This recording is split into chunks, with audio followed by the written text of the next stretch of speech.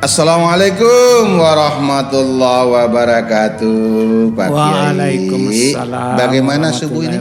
Alhamdulillah. Sehat? Semakin berkah insyaallah. Semakin berkah. Berkahnya Ramadan. Berkahnya Ramadan. Waktu masih pertama karena masih loyo, sekarang semakin segar, semakin puasa semakin segar. Tetapi ya, ini bagaimanakah itu? Saya punya perut ini, perasaanku lain-lain belah. Habis saya buka puasa mau pitarwih malas.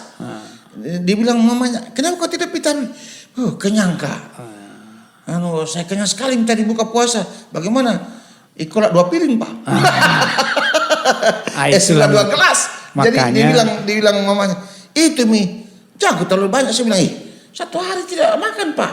Masa 2 piring saja dengan es buah 2 gelas kau Dia bilang, itu mi jangan terlalu banyak makan. Akhirnya aku tidak bisa bayar. Makanya puasa itu merupakan satu training manajemen syahwat, nafsu. Manajemen syahwat, manajemen nafsu. Karena puasa seharian, jangan justru karena puasa seharian itu betul-betul diikuti nafsunya, mau makan semua. Sehingga apa yang dihadangkan dimakan juga jangan. Kan 1 hari tidak makan pak. Nah iya, tapi tetap diatur. Karena itulah yang menjadikan kita bagaimana tidak loyo karena kekenyangan. Nah kenapa Rasul mengatakan kalau makan itu jadi puasa itu olah iman, olah makan. Puasa itu olah iman, olah makan. Berarti saya hanya dapat 1. Karena hanya olah makan saja. Olah iman. Makanya waktu buka jangan juga disantap semua yang ada di hadapan kita bermacam-macam. Karena tetap kita harus menjaga, kata Nabi, sepertiga untuk minum, sepertiga makan, sepertiga pernapasan. Jangan dihabiskan semua. Jadi kalau makan itu sepertiga untuk air, sepertiga untuk nasi. Sisakan pernapasan sepertiga. Jangan kasih penuh. Sesak napas, perutnya itulah sehingga dia loyo tidak pergi salat tarawih. Itu yang dibilang. Ajak meso lama kok. Kan Nabi mengatakan makan sesudah lapar, berhenti sebelum kenyang. Makan sesudah lapar, berhenti sebelum kenyang. Tidak makan itu. Memang karena kita sudah lapar silakan makan. Tapi jangan sebelum kekenyangan itu sudah berhenti. Berarti apa yang saya lakukan itu Pak Kiai ya, bukan salah tapi keliru. Keliru. Perlu dirubah. Ya. Tapi pada moto tidak bagus itu kalau bilang. Kenapa Pak Iman terlambat tidak datang? Terlalu kenyang. Bikin mahal. Masa Pak Iman tidak salah kalau terlalu kenyang? Terlalu kenyang. Soalnya ini susahnya. Soalnya kan saya masih ingat itu Pak Kiai kasih tahu itu apa namanya? Malam-malam yang lalu. Ya. Kalau bulan puasa itu banyak berkahnya. Banyak berkahnya. Ya. Coba kau di dalam tidak bulan Ramadan kau suruh mamanya bikin es cendol terus, hari-hari kau makan cendol terus. Hari-hari diuruskan kau cendol. Tapi kalau bulan puasa, mama koi dia bawa ke bikin terus es buah.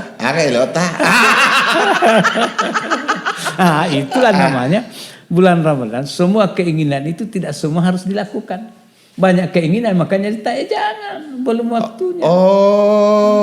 Jadi bulan puasa juga bulan Ramadan dalam bulan puasa juga menahan sesuatu yang belum waktunya untuk dilakukan. Iya. Antar begini.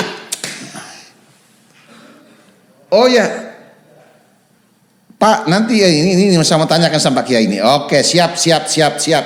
Nah, pertanyaannya Ustaz. Ya. Saya ini orang jauh. Ya. Kalau bahasa yang sekarang ini dipakai ini, dulu kan tidak ada. Dulu kan tidak ada. Ya. Dulu kalau saya mau ke Selatang, berarti saya lihat Bajoe. Ya. Gitu. Sekarang kan istilah melingkar ada. Lewat mobil melingkar. Yang jelas yang penting melingkar. Sampai ke mobil terus. Ya, sampai Sulawesi Barat. Apakah Sulawesi Selatan, Sulawesi Barat, Sulawesi Utara sampai Manado ke sana, Gorontalo ke sana. Ada istilah kita di Sulawesi ini ada apa? Jalan melingkar lah. Iya. Tapi ada satu masalah bagi saya Pak. Iya. Ya namanya Pak Kiai bilang, orang-orang bilang sama jalan, sama melangkah, mengayun sama, tapi tidak akan sama mendapat sesuatu. Jadi saya kan tidak punya mobil pribadi. Iya. Jadi saya pakai tutumonga. Pakai batu tumonga. Nah, batu tumonga. Contoh toh. Saya mau ke Mandar. Nah, contoh ini. Karena ini Bapak, tapi saya ini yang sebut ke Mandar, saya sendiri yang sebut. Tapi ini Bapak bilang bagaimana kalau? Iya. Jadi saya naik Batu tumonga. Ya, saya mau melingkar. Iya. Saya mau ke Palopo, pokoknya saya mau ke Sulawesi Barat lah. Ya. Sefahamnya kita semua bahwa dalam perjalanan melingkar dengan mobil umum itu pasti dan pasti tidak bisa dielakkan. Di dalam mobil itu beragam. Ada yang salah, ada yang tidak. Ada yang salah tidak, ada yang sesama, ada yang tidak sesama. Ya. Ada yang sopir sesama, ada yang sopir tidak sesama. Sedangkan sopir sesama juga waktu dohor lewat terus. Kan begitu? Iya. Sekarang oke. Sekarang oke. Waktu duhur saya salat di Kendari. Iya. Karena habis duhur baru kita berangkat. Iya, habis duhur baru berangkat. Sekarang lewat. Ini walaupun kenyataan di lapangannya itu mungkin singgah-singgah, tetapi ini pertanyaan jadi secara umum. Jalan, duhur kan sudah saya salat di Kendari. Atau di Unaaka, yang penting ya.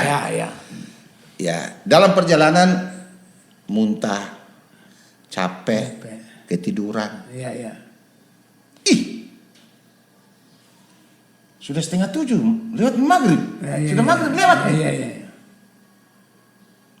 Pertanyaan pertama, apakah saya mau jamakkan ataukah mengkasarkan? Yang penting bahasanya gitu. Asar dengan maghrib. Satu. Yang kedua, posisi saya salat dalam arti tadi itu. Di samping kiri dan kanan saya, sesama dan tidak sesama. Sesama juga dia adem-adem saja itu. Saya yang setengah mati berpikir bagaimana saya mau salat ini.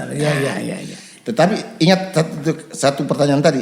Sudah waktu asar dia lewati karena ketiduran kecapean. Sudah maghrib nih, sudah masuk waktu maghrib. Sudah lewat nih juga toh. Tidak salat asar. Dengan maghrib. Karena sudah lewat waktu artinya sudah masuk asar.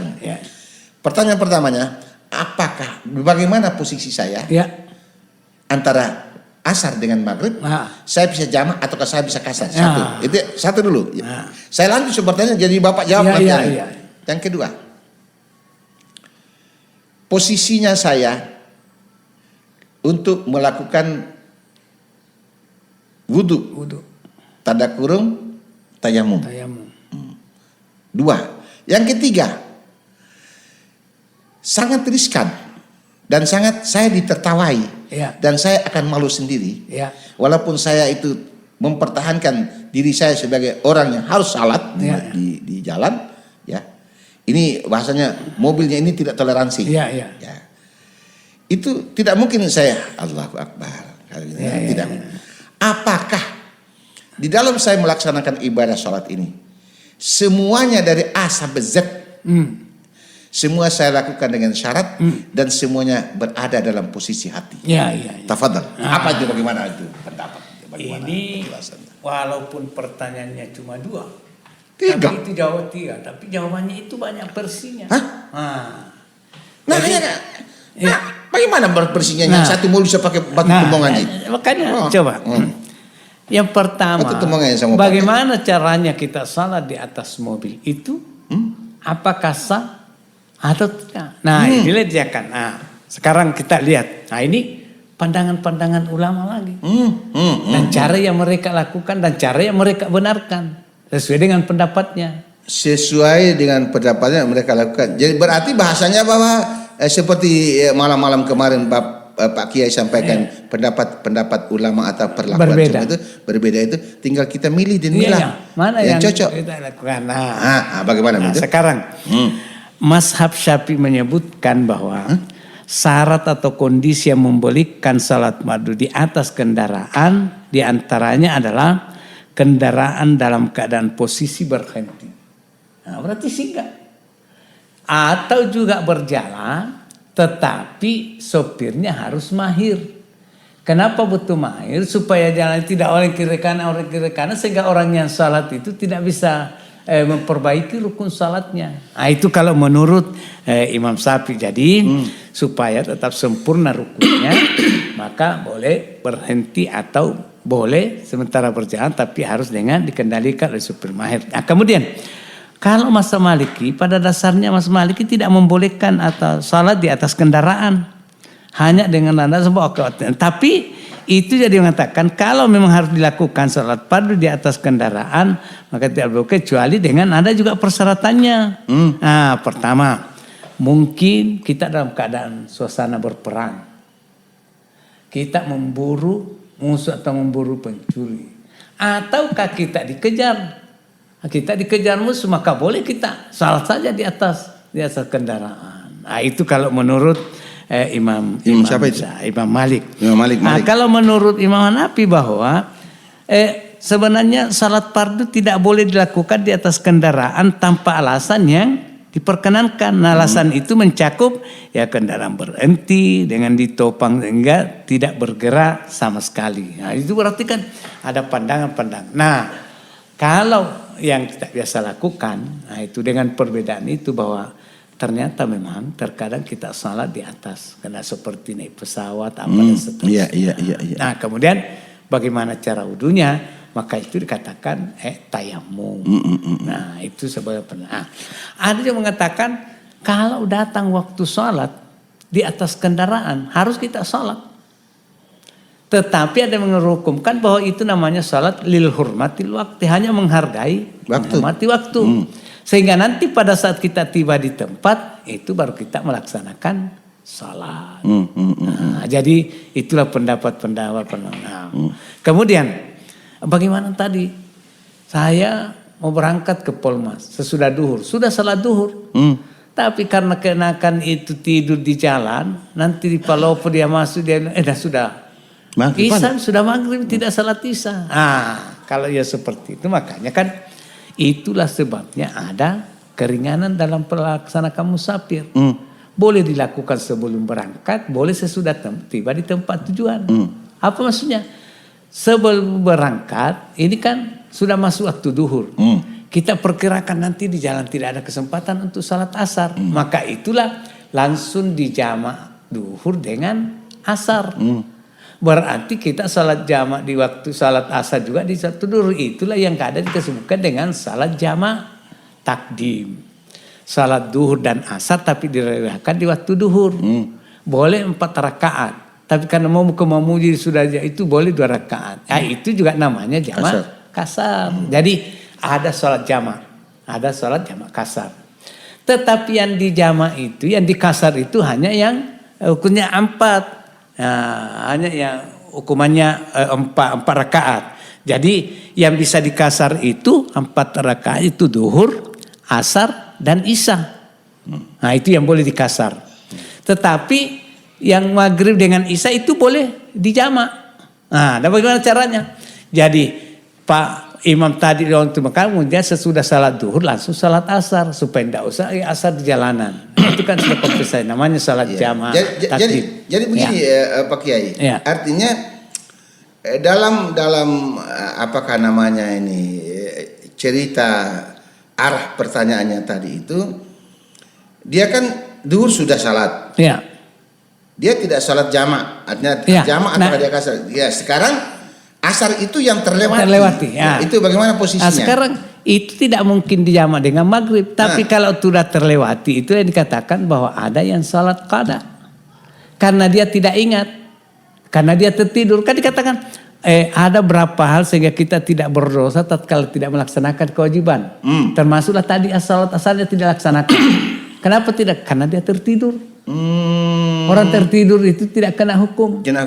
Yang kedua orang yang lupa. Tapi betul-betul lupa. Nah, bagaimana solusinya? Laksanakan pada saat bangun. Laksanakan pada saat ingat. Nah, tadinya karena dia dari sudah salat duhur. Ternyata tiba ternyata setelah tiba sudah perjalanan di Kolaka Utara, sudah maghrib, dia tidak sholat asar. Maka karena dia tidak sholat asar, maka pada saat dia ingat, maka baru dilaksanakan sholat asar. Tapi itu bukan jamak namanya, qada. Oh. Nah, nanti setelah itu dia sholat maghrib. Nah, kalau perjalanan sholat maghrib lagi digabunglah dengan isya. Itu yang disebut dengan sholat jamak. Antara iya. Jadi kalau begitu penjelasannya Pak Kiai, mudah-mudahan saya tidak salah. Berarti Bapak jangan resah dan jangan gelisah. Kalaupun kemarin Bapak sudah lakukan, syukur alhamdulillah. Kalau tidak ataukah belum masih ragu, inilah penjelasannya Pak Kiai bahwa kalau Anda belum salat asar, maka sudah tiba maghrib, hanya duhur yang ada salat karena Anda tidak jamak ataukah tidak kasar, maka dibolehkan Anda mengqada salat asarnya pada waktu isya. Pada waktu maghrib. Tetapi diawali dulu salat asarnya dulu, baru tinggal Anda memilih maghrib dengan isya jamak ataukah jamak kasar atau salat biasa. Iya. Itu boleh. Iya. Ataukah selesai asar dia ingat, nanti saya nanti setelah tiba di Mamuju. Berarti kan itu salat isya dengan maghrib. Dia tidak salat maghrib. Jadi maksudnya tadi itu berarti nanti di sana itu dia hanya salat tiba waktu maghrib, dia sadar bahwa dia belum salat asar, dia salat asar saja. Sedangkan maghribnya sudah terlewat, nanti tiba di Palopo, di Mamuju baru salat isya dengan maghrib, tinggal jamak atau jamak kasar. Cuman ada syaratkan bahwa kalau mau jamak kasar, maka pada waktu takdim itu dia sudah harus niatkan bahwa saya akan jamak nanti. Tapi kan itu memang begitu. Kita berjalan nanti saya tiba di Palopo, berarti itu kan ini sudah niat. Sekarang sudah masuk maghrib ini. Nanti di Palopo saja baru kita sembahyang. Berarti sudah masuk maghrib di situ. Kadang orang bagaimana niatnya itu? Ada niatnya. Contohnya, salat duhur kita langsungkan, kemudian kita langsungkan asar. Sholli fardaduri arba rakaatain majamu'an bil asri. Jamak takdim karena diwaktukan. Kalau salat asarnya sholli fardal asri arba rakaatin majamu'an bil duhri. Jamaah takdim. Tapi kalau di belakang jamaah takhir, jamaah tanah seterusnya. Iya. Jadi sudah termasuk di dalamnya. Bahasa orang pintar implisit. Tapi begini. Jadi begini. Jadi tadi itu Bapak bilang sama. Bengkala sama itu. Itu saya juga ingat itu ada orang bilang begini. Seperti puasa sekarang. Karena puasa sekarang kan puasa Ramadan. Puasa Ramadan. Kita niatkan Ramadan. Tapi saya dengar ada ustaz guru juga itu, kan kita nyanyi imam.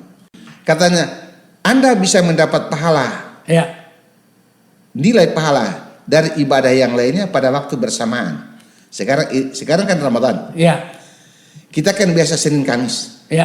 Biasa juga yaumul bid. Pulang sudah nih. Habis nikah. Saya mau pulang dulu. Assalamualaikum warahmatullahi wabarakatuh.